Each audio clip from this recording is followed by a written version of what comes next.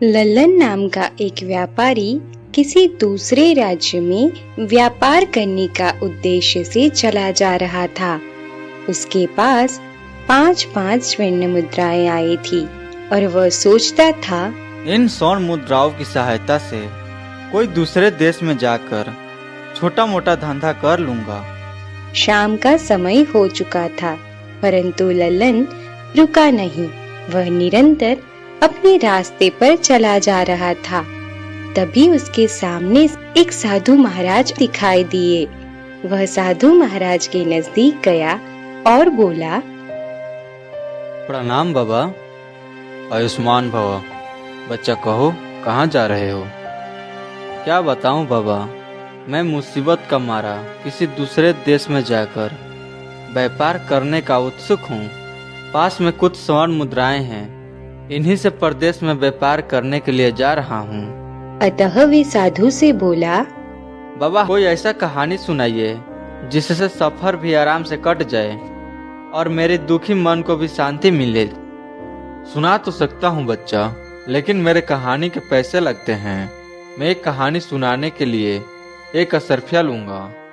लल्लन सोचने लगा, मेरे पास कुल 5 असरफियां हैं।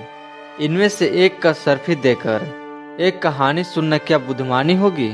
लेकिन ये साधु बाबा कोई साधारण इंसान नहीं लगते हैं। हो सकता है इनकी कहानी सुनकर परदेश में धन कमाने का कोई उपाय मिल जाए। ये सोचकर उसने एक अशरफी साधु को दी और बोला, ये लीजिए बाबा, लेकिन आपसे प्रार्थना है आप जो भी कहानी सुनाएं वह सच्ची हो। मुझे स्वीकार है। सुनो, तुम परदेश में व्यापार करने जा रहे हो। यदि व्यापार ना कर सको तो खाली मत बैठना।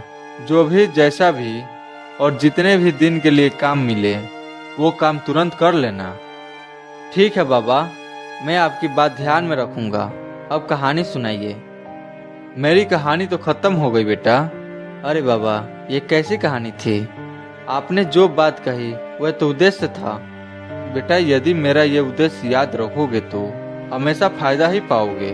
चलो ठीक है, मैं तुम्हें दूसरी कहानी सुनाता हूँ। निकालो 1 असरफी।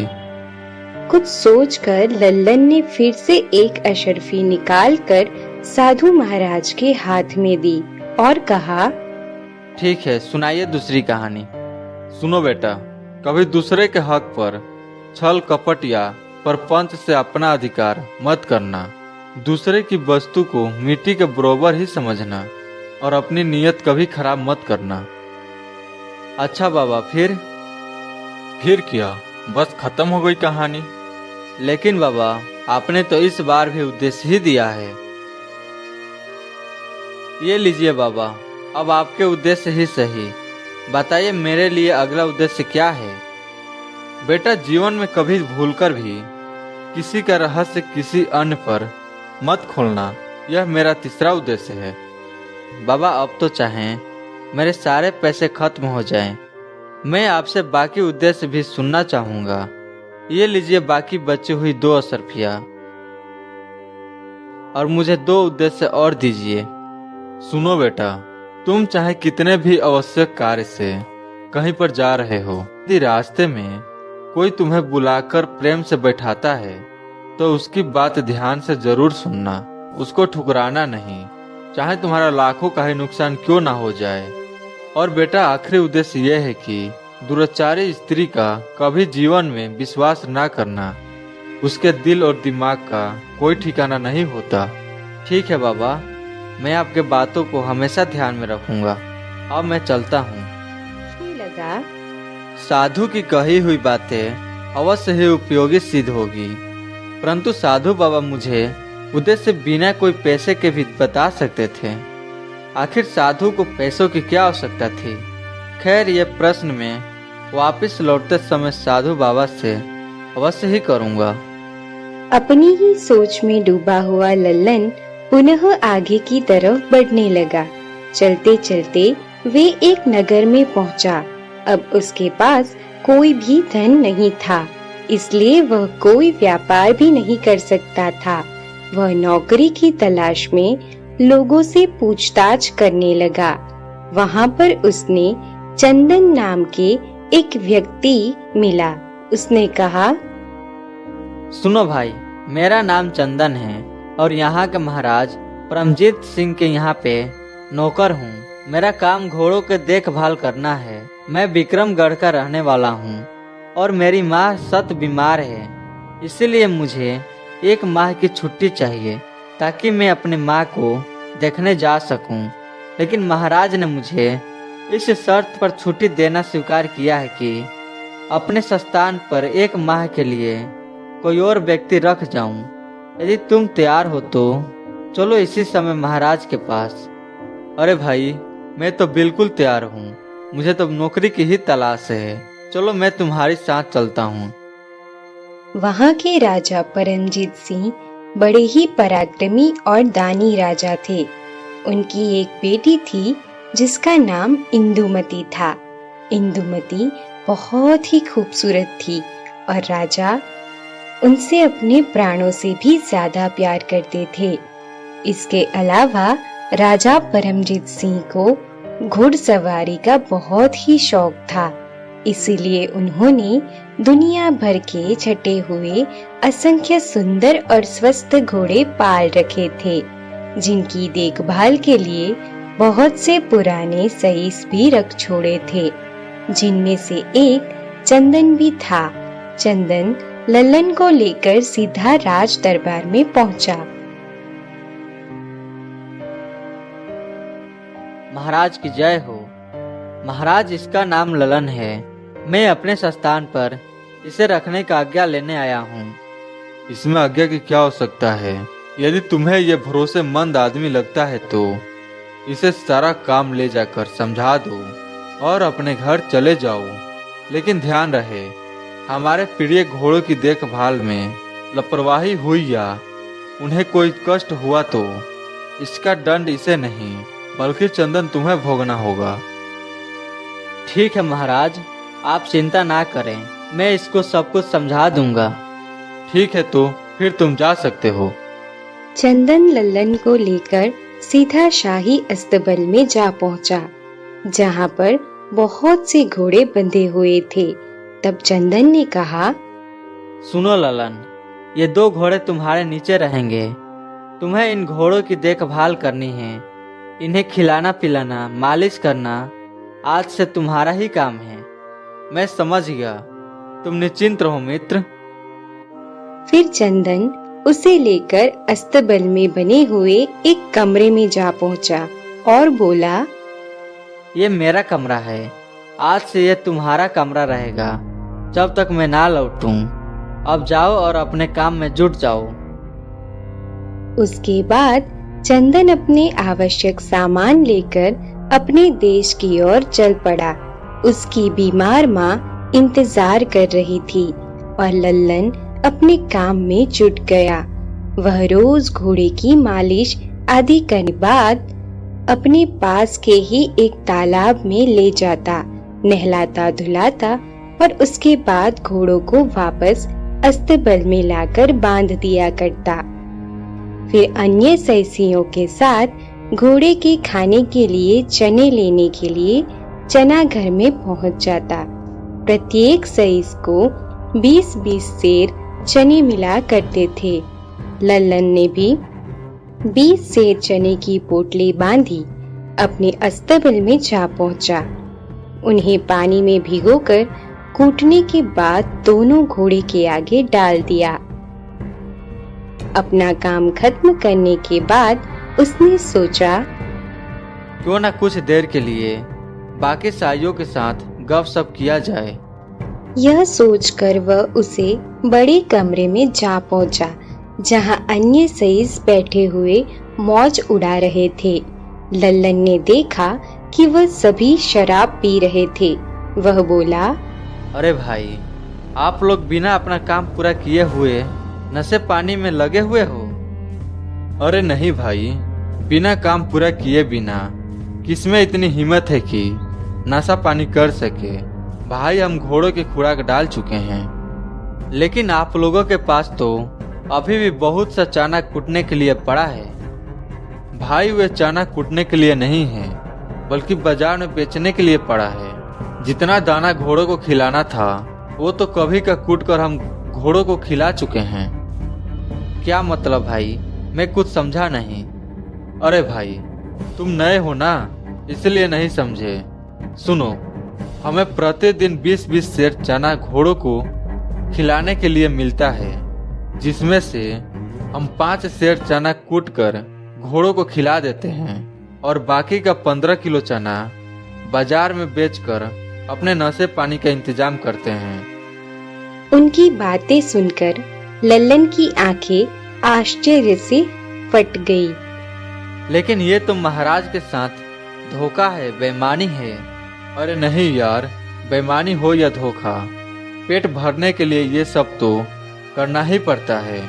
और सुनो, क्योंकि तुम्हें यहाँ पर चंदन ने रखवाया है, इसीलिए तुम्हें सच्चाई बता दी गई है। लेकिन ध्यान रहे, इस बात का किसी और का कोई कानो कान पता नहीं चलना चाहिए, वरना तुम्हारी लाश का भी पता नहीं लगने देंगे। उनकी बातें सुनकर लल्लन चुपचाप अपने कमरे में लौटा और अपनी चारपाई पर पड़ गया। उसके मन में कई प्रकार के विचार आने लगे।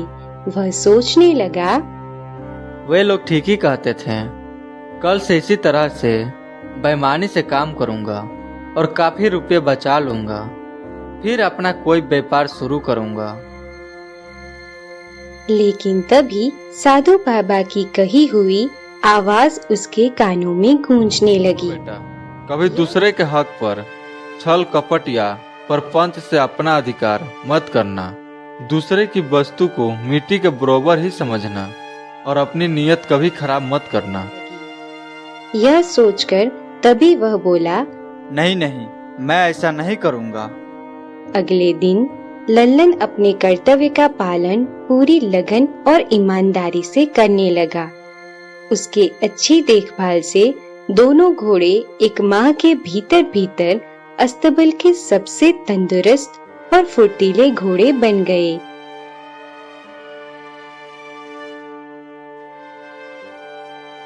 एक दिन दरबार में राजा ने अपने मंत्री से कहा, मंत्री जी, बहुत दिन हो गए हैं, मैंने अपने प्रिय घोड़ों को नहीं देखा।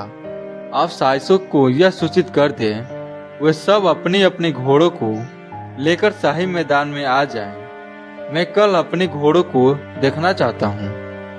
अगले दिन सुबह लल्लन सहित सभी सईस अपने अपने घोड़े को नहला धुलाकर शाही मैदान में पहुँच गए और महाराज सभी घोड़ों का निरीक्षण करने लगे। महाराज ने देखा उनके सभी घोड़े सुस्त और मरियल थे। यह देखकर महाराज को बड़ा ही क्रोध आ रहा था। उन्होंने मंत्री से कहा, मंत्री जी, हमारे सारे घोड़े तो अत्यंत स्वस्थ और ताकतवर थे, ये इतने मरियल और बीमार कैसे हो गए?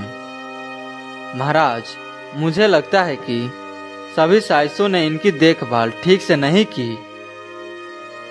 आगे बढ़ते बढ़ते जब राजा लल्लन के पास पहुँचे तो देखा जिन घोड़ों की देखभाल लल्लन कर रहा था वह घोड़े बड़े ही तंदुरुस्त और स्वस्थ थे। उन्हें देखकर महाराज की आंखों में चमक आ गई और वो बोले, शाबाश, यह हुई ना बात।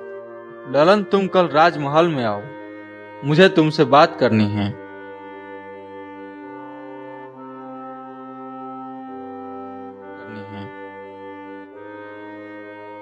ललन, तुम वही हो ना जिसे चंदन ने रखवाया था?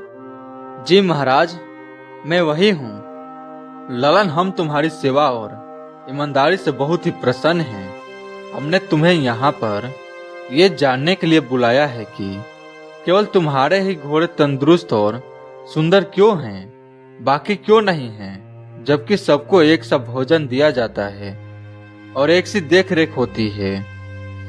महाराज, आपके प्रश्न का उत्तर मैं तभी दे सकता हूँ जब बाकी सब साइस यहाँ पर मौजूद हो। ठीक है, सभी साइसों को यहाँ पर बुलवाया जाए।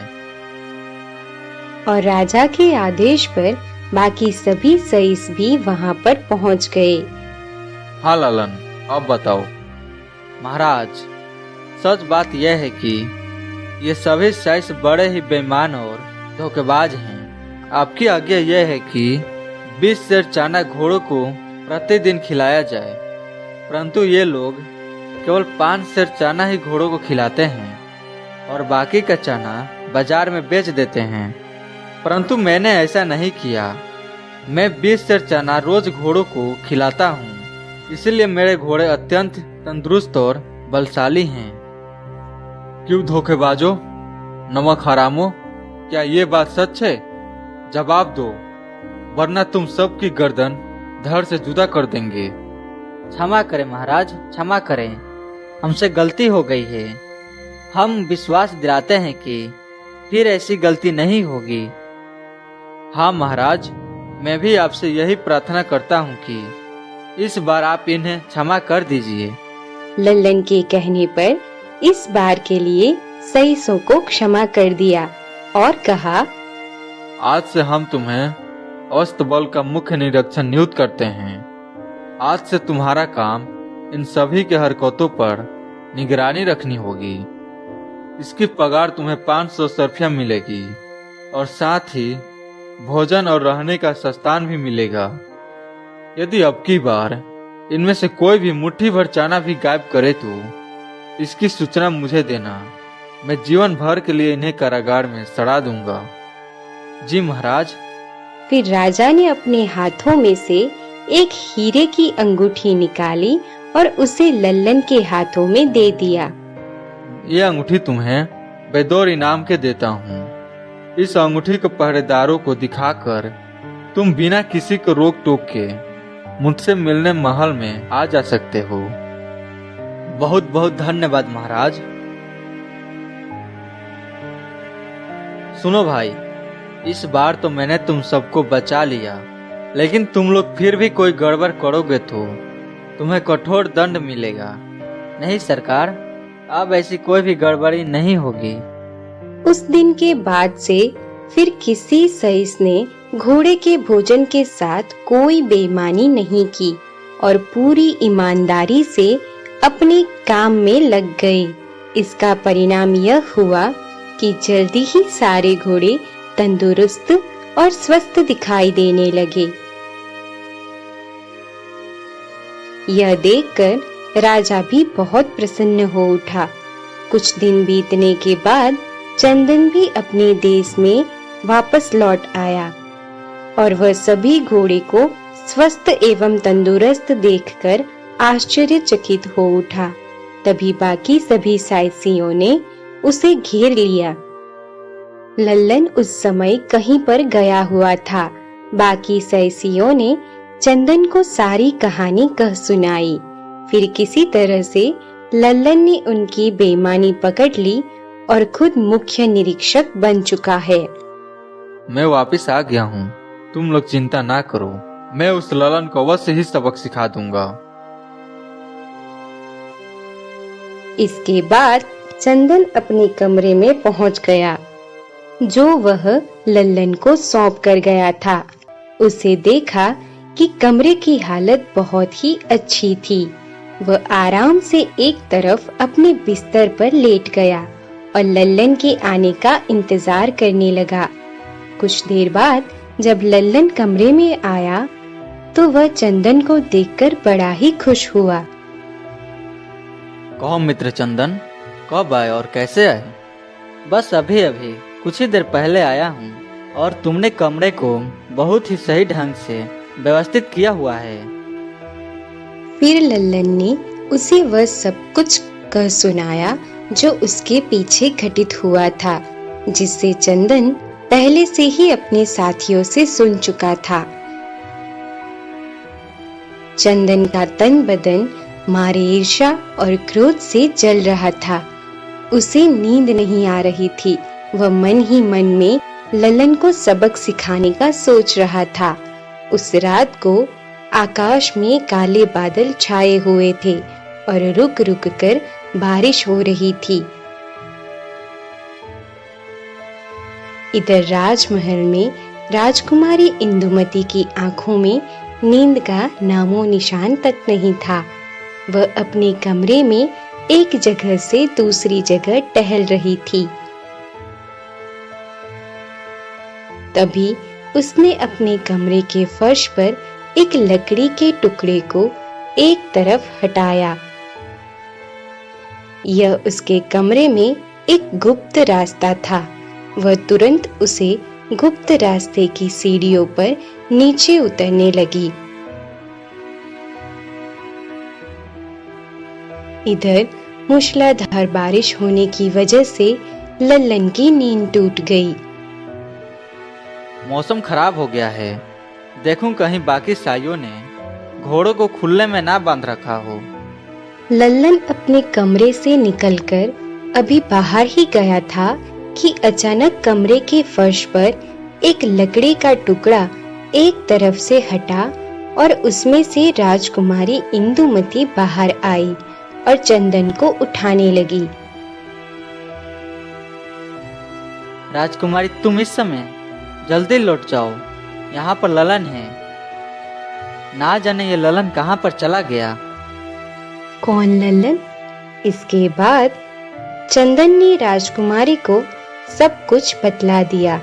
असल बात यह थी कि चंदन और राजकुमारी का प्रेम प्रसंग चल रहा था, जिसके बारे में किसी को कोई भी सूचना नहीं थी। तुम बिल्कुल चिंता मत करो चंदन, हमारे रहते हुए तुम्हें कोई नीचा नहीं दिखा सकता। तुम कल सुबह ही देखना हम उसे कैसे सबक सिखाते हैं। इधर लल्लन जब अपने घोड़ों का निरीक्षण करने के बाद वापस लौटा तो कमरे के भीतर से आते हुई आवाजों को सुनकर वह हैरान हो गया। कमरे के बाहर ही खड़ा होकर वह सोचने लगा, अरे इतनी रात गए, चंदन किस स्त्री से बात कर रहा है।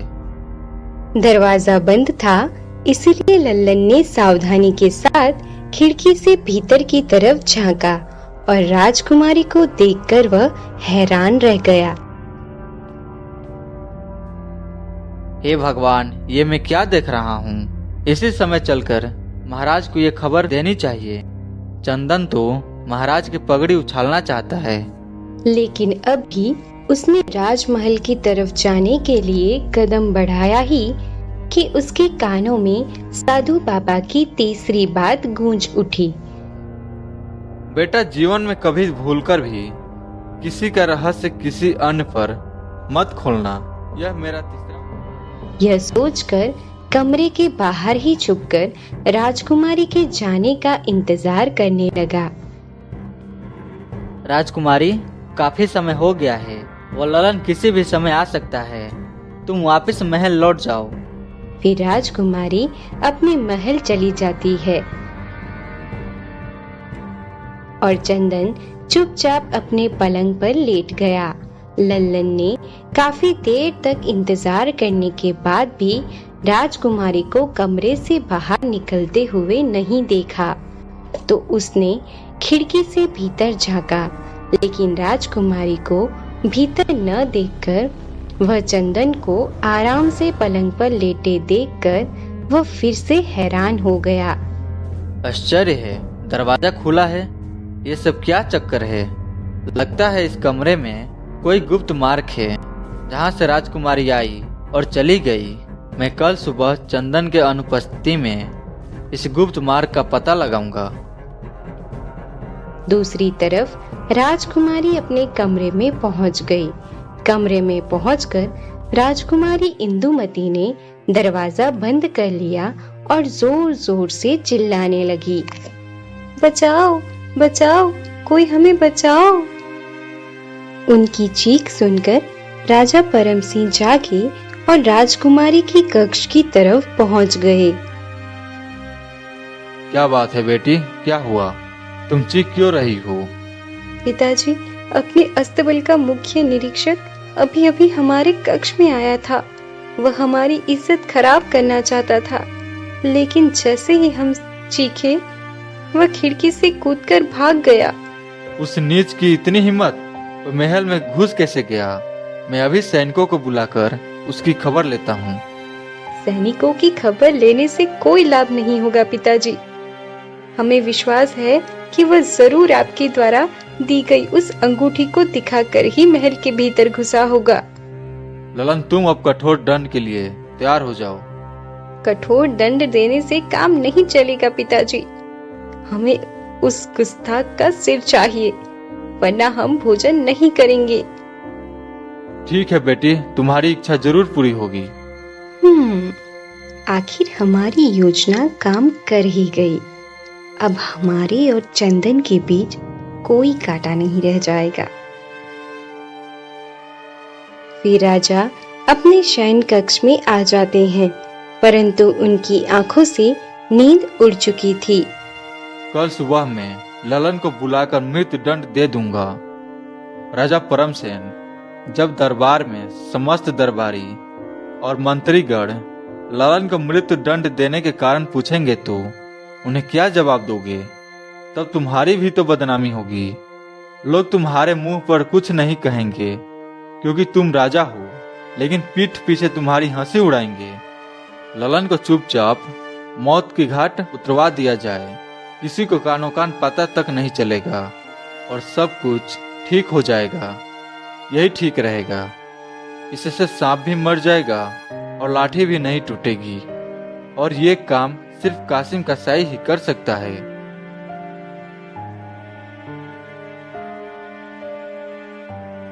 अगले दिन सुबह राजा नगर की ओर चल दिए। वह कासिम कसाई से मिलने के लिए जा रहे थे। संयोग की बात है कि कासिम कसाई उन्हें रास्ते में ही मिल गया। कासिम, एकांत में मुझे तुमसे बहुत जरूरी बात करनी है। कासिम, तुम्हें एक आदमी का सिर काटना है, लेकिन इस बात की किसी को कानो कान खबर नहीं होनी चाहिए। ये आप क्या कह रहे हैं महाराज? मैं बिल्कुल ठीक कह रहा हूँ। कुछ देर बाद मैं तुम्हारे कसाई खाने में एक आदमी को भेजूंगा। उसे दुकान के भीतर ले जाकर किसी तरह से सिर काट लेना। उसके थोड़ी देर बाद एक दूसरा आदमी तुम्हारे पास आएगा। तुम उस सर को लपेटकर उस व्यक्ति को दे देना और धड़ समुद्र में फेंक देना। लेकिन हजूर, लेकिन कुछ नहीं। जैसा मैंने कहा वैसा तुम्हें करना ही होगा। इसके बदले में तुम्हें मुंह मांगा इनाम मिलेगा, वरना तुम्हें भी मरना होगा। तुम्हें घबराने की आवश्यकता नहीं है। तुम्हारा यह अपराध हमेशा मेरे सीने में दफन रहेगा। अब तुम अपने कसाई खाने में जाओ और उस व्यक्ति का आने का इंतजार करो। राजमहल में पहुंचकर राजा परमजीत सिंह ने लल्लन को बुलावा भेजा। ललन, तुमसे एक विशेष काम लेना चाहता हूँ और मुझे विश्वास है कि वह केवल तुम ही आसानी से कर सकते हो। बताइए महाराज, मेरे लिए क्या हुक्म है? मैं आपके लिए कुछ भी करने को तैयार हूँ। मुझे तुमसे यही आशा थी। तुम इसी समय कासिम कसाई के कसाई खाने में चले जाओ और उससे कहना कि मैंने तुम्हें भेजा है। फिर वो तुम्हें जो भी चीज दे उसे मुझ तक पहुंचा देना। लेकिन ध्यान रहे, इस बात का किसी को भी पता नहीं चलना चाहिए। आप निश्चिंत रहें महाराज। राजा का आदेश पाकर लल्लन कसाई की दुकान की ओर निकल पड़ा, लेकिन न जाने क्यों उसके मन में एक संदेह हो रहा था। आखिर राजा को कासिम कसाई से क्या काम हो सकता है? मुझे इस विषय में ज्यादा नहीं सोचना चाहिए। मुझे अपने काम से मतलब होना चाहिए। कुछ दूर पहुंचा ही था कि उसे एक पेड़ के नीचे कुछ साधु बैठे हुए दिखाई दिए। वह आपस में धर्म के बारे में चर्चा कर रहे थे। लल्लन उनके समक्ष जाकर खड़ा हो गया। बच्चा, खड़े क्यों हो? हमारे पास बैठ जाओ और कुछ देर तक धर्म चर्चा का आनंद लो। क्षमा करें महाराज, मैं किसी जरूरी कार्य से जा रहा हूँ, इसीलिए नहीं रुक सकता। जैसे ही उसने आगे कदम बढ़ाया, उसके कानों में साधु बाबा की बात गूंजने लगी। तुम चाहे कितने भी आवश्यक कार्य से कहीं पर जा रहे हो, यदि रास्ते में कोई तुम्हें बुलाकर प्रेम से बैठाता है तो उसकी बात ध्यान से जरूर सुनना, उसको ठुकराना नहीं, चाहे तुम्हारा लाखों का ही नुकसान क्यों ना हो जाए। और बेटा, वह विचार आते ही लल्लन उन साधुओं के बीच बैठ गया और उनके द्वारा की जाने वाली धर्म चर्चा को सुनने लगा। इधर चंदन यह जानने के लिए कि लल्लन को राजा ने सुबह सुबह ही राजमहल में क्यों बुलवाया है, वह अभी तक वापस क्यों नहीं लौटा। चंदन राजमहल के आसपास ही मंडरा रहा था। अपनी खिड़की पर खड़े हुए राजा की दृष्टि चंदन पर पड़ गई। वह सोचने लगे, अरे चंदन, क्यों ना इसी को कासिम कसाई के पास भेज दूं। ये मूर्ख है, इसीलिए कासिम से ललन का सिर लाने में ज्यादा सर खपाई नहीं करेगा। कहिए महाराज, मुझे कैसे याद किया? सुनो चंदन, तुम इसी समय कासिम कसाई के खाने में चले जाओ। उससे कहना कि मैंने तुम्हें भेजा है। वह तुम्हें जो भी सामान दे उसे तुम मेरे पास ले आना, लेकिन सावधान, उस सामान को खोलकर देखने की गुस्ताखी मत करना। जी महाराज, जैसी आपकी आज्ञा।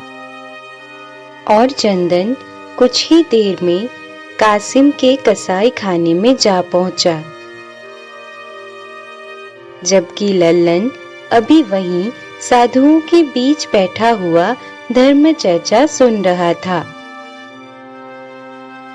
मुझे महाराज ने भेजा है और उन्होंने कोई चीज मंगवाई है। ओह, तुम अंदर चलो, मैं अभी आता हूँ। तुम्हारे पीछे जो अलमारी रखी है उसमें जो पोटली है उसे उठा लो। चंदन जैसे ही पीछे वाले अलमारी की तरफ पलटा, कासिम कसाई ने तेज तलवार से उसका सर काट दिया और जल्दी जल्दी उसका सर एक पोटली में बांध दिया। इधर लल्लन बड़े ही मजे से साधु के बीच में धर्म चर्चा को सुन रहा था। जब धर्म चर्चा समाप्त हो गई तो वे साधु अपने अपने संस्थान को चल दिए। तब लल्लन को याद आया, अरे बाप रे, महाराज ने मुझे कसाई के दुकान पर कोई चीज लाने के लिए भेजा था। मुझे महाराज ने भेजा है, उनके लिए जो कोई भी सामान है मुझे दे दो। ये पोटली तुम महाराज को दे देना और इसे खोलना मत, वरना महाराज तुम्हें फांसी पर चढ़ा देंगे। मैं जानता हूँ, तुम चिंता ना करो। यह वही पोटली थी जिसमें चंदन का सर लिपटा हुआ था। लल्लन पोटली लेकर सीधे महाराज के सामने जा पहुंचा। तब महाराज और उनकी पुत्री उसी कक्ष में मौजूद थे। लल्लन को जिंदा देखकर वो दोनों घबरा गए। अरे तुम यहाँ पर कैसे? आप लोग आश्चर्यचकित क्यों हो रहे हैं महाराज? आपने ही तो मुझे काम से भेजा था। मैं आपका काम करके सीधा चला आ रहा हूँ। मुझे कुछ देर अवश्य हो गई महाराज, उसके लिए मैं क्षमा चाहता हूँ। इसमें क्या है? ठहरिए महाराज, अभी खोल कर दिखाता हूँ। लल्लन ने जैसे ही पोटली खोली, राजा और राजकुमारी के साथ साथ लल्लन के भी होश उड़ गए। उसमें चंदन का कटा हुआ सिर था। राजा को सारा मामला समझने में देर न लगी। लगता है चंदन ललन से पहले ही कासिम कसाई के दुकान पर पहुंच गया, अतः उसने उसी का सिर काट दिया। महाराज, ये तो शायद चंदन का सिर है। आखिर ये सब क्या चक्कर है? तभी राजकुमारी इंदुमती चंदन के कटे हुए सर को देखकर फूट फूट कर रोने लगी। हे प्रिय, तुम हमें छोड़कर क्यों चले गए? हम क्या जानते थे कि हमारी ये चाल तुम्हारी ही जान ले लेगी। राजा को क्रोध आ गया। उन्होंने अपनी तलवार मयान से निकाल ली और क्रोध से चीख कर बोले, इंदुमती, सच सच बताओ, ये सब क्या चक्कर है? ललन को तुम क्यों मारवाना चाहती थी? वरना मैं स्वयं अपने हाथों से तुम्हारा सिर उड़ा दूंगा। फिर राजकुमारी इंदुमती ने सारी बात सच सच अपने पिताश्री को बता दी। सब कुछ जानकर राजा की आंखों के सामने मानो अंधेरा ही छा गया। ये मैं क्या करने जा रहा था? एक नेक इंसान को बिना कोई अपराध मौत के घाट उतारना चाहता था। हे भगवान, मुझे क्षमा करना। तभी राजकुमारी ने न जाने कहां से एक खंजर निकाला और अपने पेट में मार दिया। मरते मरते वह बोलने लगी, पिताश्री, हमें माफ कर देना। हमने आपको धोखा दिया है, एक निर्दोष व्यक्ति की जान लेने की कोशिश की है। शायद भगवान ने स्वयं ही इसकी सजा दी है हमें। हमसे हमारे प्रेमी को छीन लिया। लल्लन, तुम भी हमें माफ कर देना। हम अपने प्रेम में अंधे हो गए थे।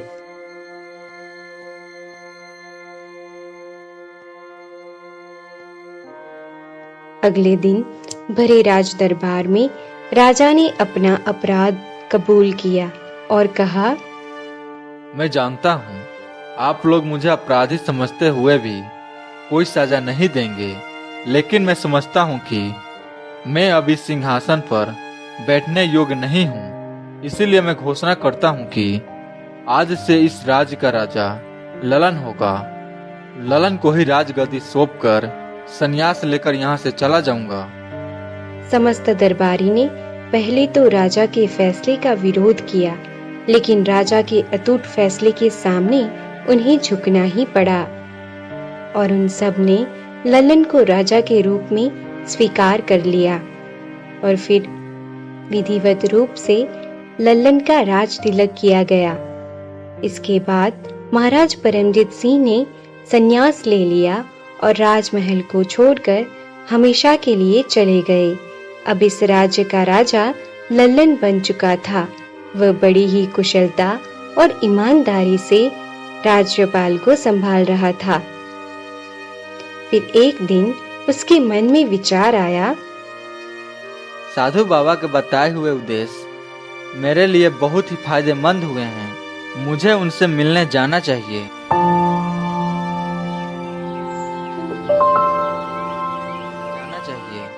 प्रणाम महाराज, मैं आपसे एक बात जानना चाहता हूँ। पूछो बेटा। फिर लल्लन साधु महाराज को सारी कहानी सुनाता है। बेटा, तुमने उन उद्देश्यों का पालन किया, इसीलिए तुम इतनी उन्नति कर पाए।